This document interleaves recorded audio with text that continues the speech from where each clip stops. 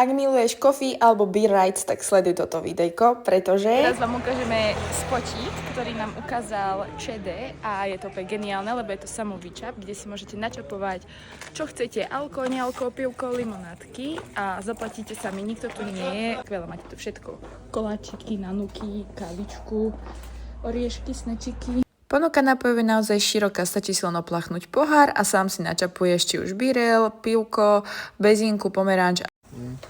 Slečná výčapnička. Chcela som to Jedinou výhodou, nevýhodou je, že si sa musíte vyšlapať, či už z jednej alebo z druhej strany. Považujete za výhodu alebo nevýhodu, necháme na vás. Je teraz za tento terminál jednoducho iba zadáte sumu, dáte zaplatiť a priložíte kartu.